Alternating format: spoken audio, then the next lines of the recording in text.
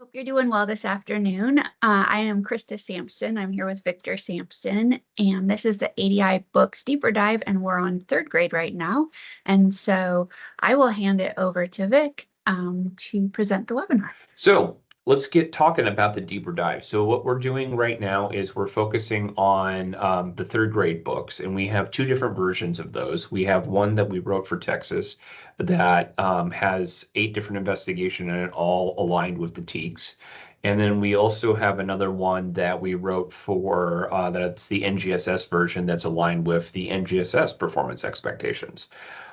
So for this deep dive, what I thought I'd do is look over one of the investigations or go through one of the investigations that's found in the NGSS book. It's called Skateboard Half Pipe. So that's what we're going to do here today to kind of give you a sense of how each of these investigations look.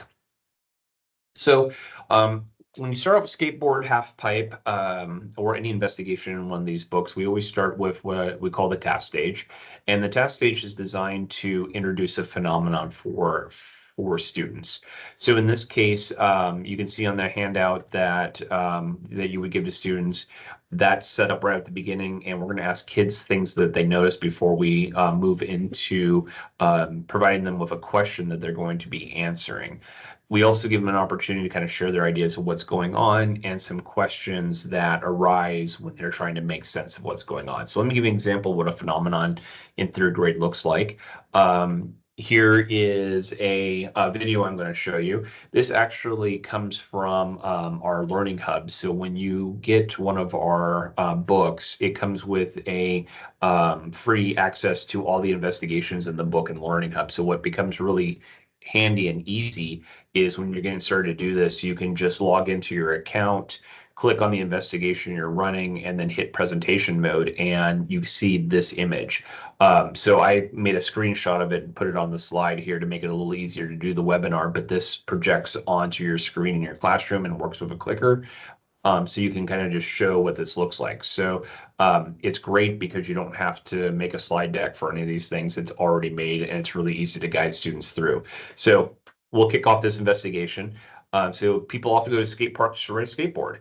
Take a few minutes to watch a video that shows a man riding a skateboard at a skate park. So I'll show you what this ends up looking like.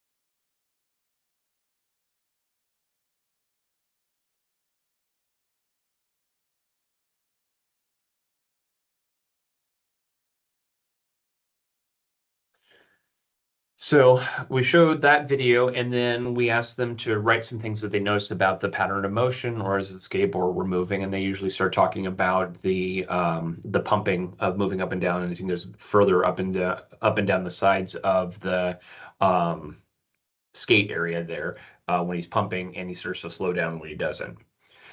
So from there, then we have them try to develop a model of why does that skateboarder move in that way, and how can you explain that, and then start generating a bunch of questions that they don't know the answer to. At that point, then they're very interested and excited about learning more about the science that's going on. So what we then do is move into the ideas phase and introduce some science ideas. So the first one in this case we would introduce is the idea of motion, of how it's described, right? So you have to have a direction to be able to describe or characterize how the skateboarder is moving. So we introduce those ideas to kids. What I usually do is I'll read this out loud. Kids will follow along, and then in small groups they kind of talk about the things that would be really useful or helpful to them. I ask them to share those out, and then we put them on a shared chart on the board or on the whiteboard, and the kids can write down the ones that the class did as well in their useful ideas there.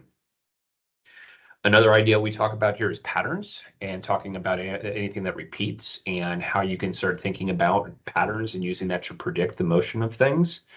And then thinking about then finally models that we can use in science to help represent and study something like a skateboarder in a half pipe. Um, so what we do is we introduce all of these ideas not as direct answers to the guiding question of the investigation, but as pieces of the puzzle that students can use.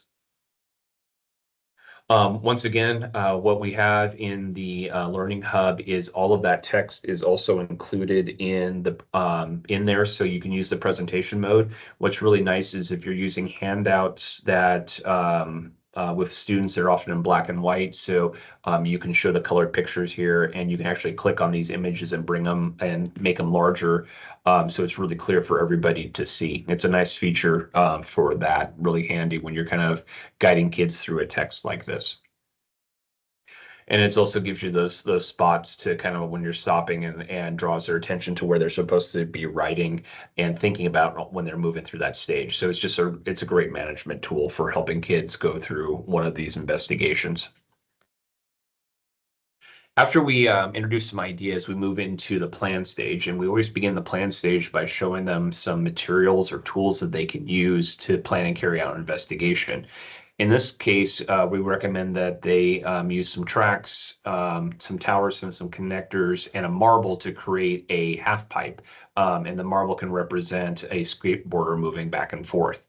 What I recommend usually doing is putting these materials out on a table, showing them students how they can put together and asking them questions about how we might be able to use these to design an investigation. From there, you can break students into small groups, and they can use this graphic organizer to plan out what they're doing. So what's the question you're trying to answer? What observations or measurements you're going to collect? How are you going to collect them?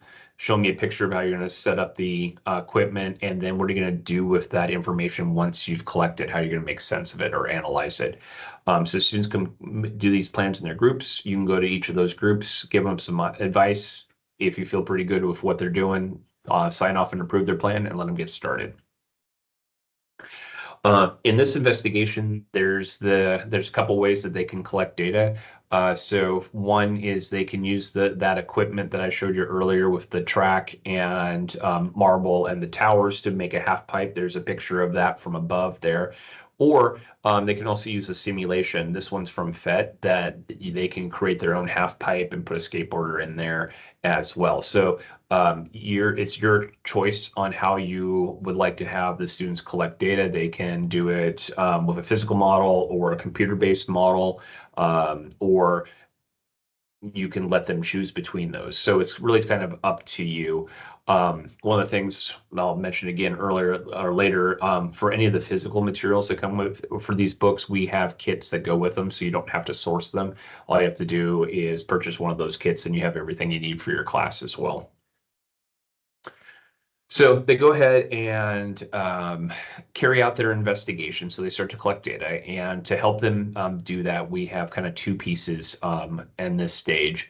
One where they can just write down things that they're seeing. Sometimes they'll make tables, most of the time not, but they'll usually draw pictures or write down numbers or keep notes of things that they're seeing and doing in that box. Then after they're kind of done gathering or collecting their data, we give them a chance to analyze that. So at that point, start thinking about what do you do with that information that you've got, and that could be making a comparison or making a graph or drawing pictures that show differences.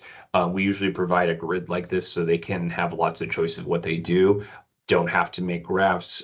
It's kind of up to them on this part, but it gives them a space to kind of start making sense of their data. Once they make sense of that, they should have an answer to the guiding question at this part of their investigation. So what we then have each student do is share what they figured out in the form of an argument. And we ask students to put these arguments together on whiteboards, and they include 4 parts. One's the question you're trying to answer, your claim, which is what you figured out or your answer, your evidence to support that, and then what we call a justification of your evidence. And basically that means, why are you using that evidence?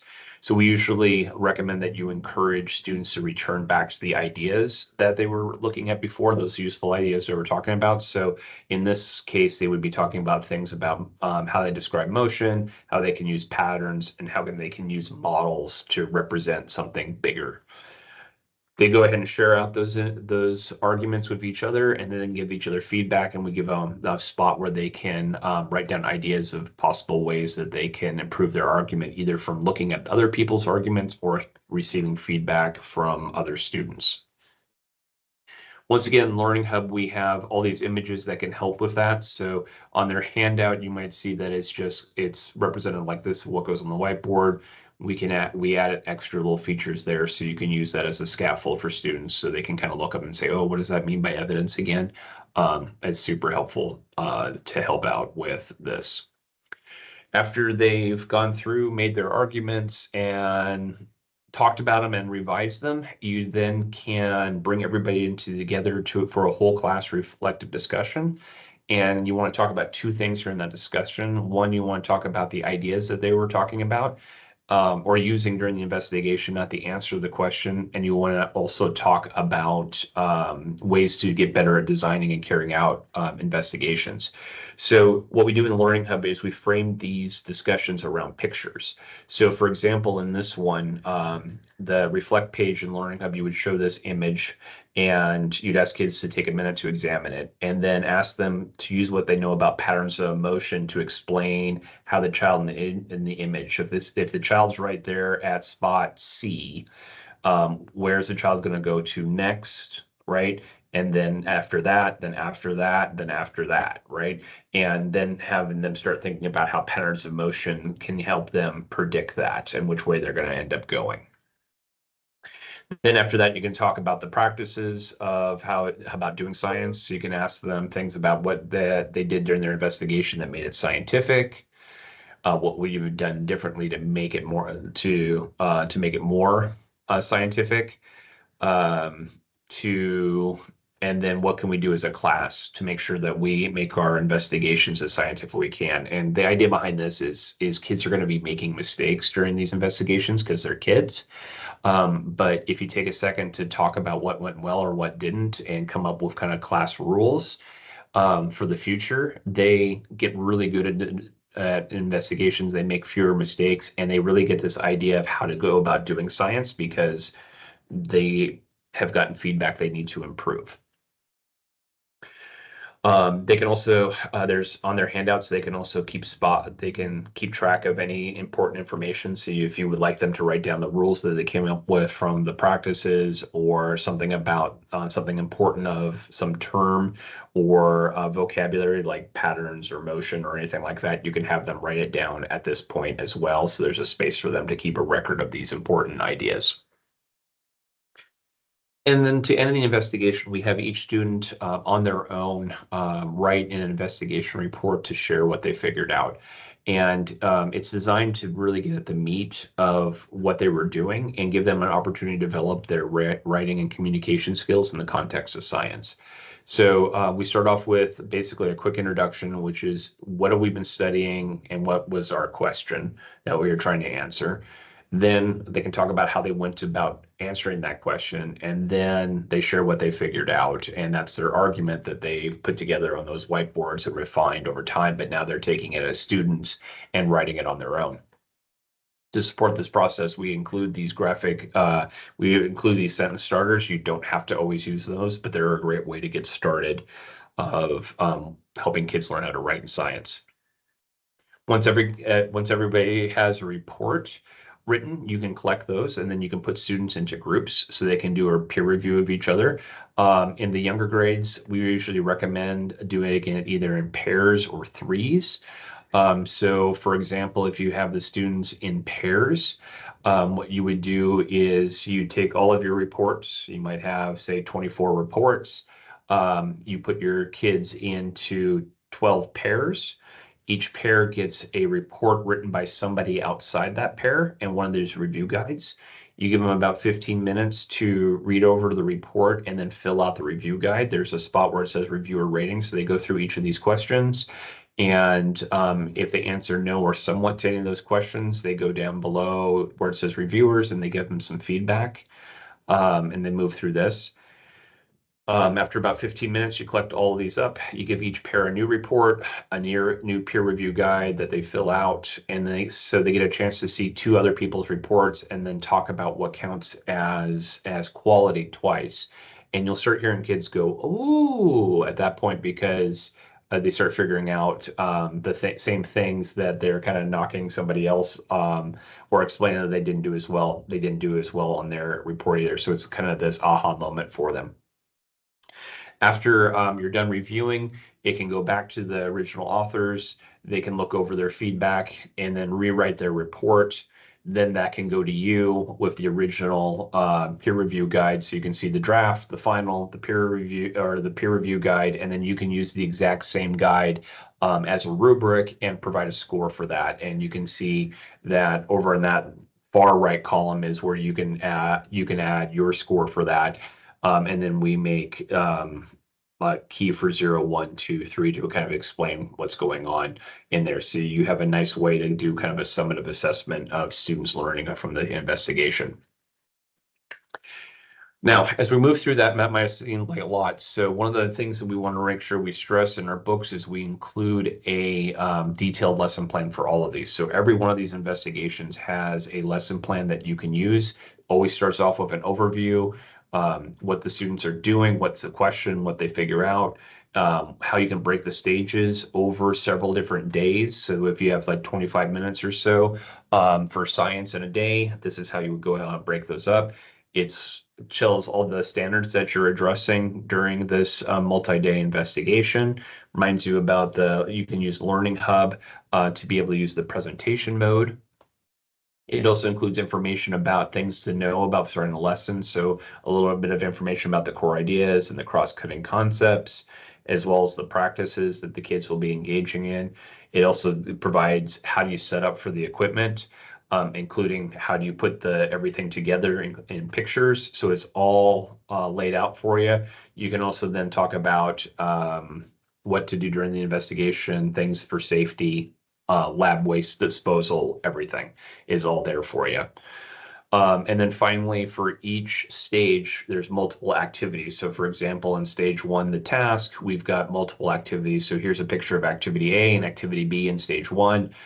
They tell you how long it takes, how you should group up your students, what you can do, what you give out, what you show, teaching tips, and ways to make things more equitable in your classroom.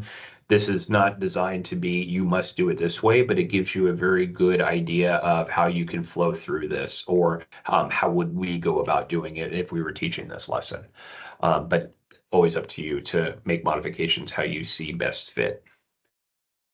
So with that I will open up for questions. Questions. The first from Layla. What supports are included to help English language learners or students reading below grade level? Fantastic. So one of the biggest concerns that we are always thinking about is how to help students learn a new language or develop their literacy skills. So what we've done in ADI is make this approach something where they are constantly using these skills, right? So this is designed for language learners. This is designed to create a language-rich environment where kids are interacting with each other and talking, reading, and writing in the new language. Same thing for someone that's learning how to read or might be behind on some tests in terms of grade level placement in terms of their reading skills to give them more chance to do this. So the step 1 is it creates a context for them to learn more of those things. And then step 2 is we build in all of these extra supports that you were seeing in there. So for example, for English language learners, you have all of these different things that are set up in there, such as graphic organizers, opportunities to draw, interactions with peers. We add recommendations for grouping students and all those kind of things when it comes to tending to equity. And then for the reading about that, we provide all sorts of advice about how you can help students comprehend more of what they're doing through this process. Awesome. And last question comes from Michael. He just wants to know, how does he access the digital resources? Fantastic. So when you get your book, you get a book code that comes with it. It's a little number. Then you all have to go to our Learning Hub, which is adilearninghub.com on any browser. Once you're there, just create an account, which is your name and your email. Once you're in there, it'll prompt you to add that book code. Once you add that book code, it'll populate your library with all the investigations in there. Then you can just click on that book and then you can see each of those investigations. And then that's where you can get to the presentation mode. You can see the standards, you can see, and you can also download the handouts. So it's all there for you, completely free, comes with a book. You never have to worry about subscriptions or having a limited amount of time with it. It's yours. Well, thank you all for joining us. And just as some quick reminders, we'll be doing our deep dive for fourth grade here in about 7 minutes. So it's going to be from 4:30 to 5 here on the 15th. And then after that, we'll be deep diving into fifth grade from 5 to 5:30. So please join us if you can. All right. Thanks all. Have a great afternoon.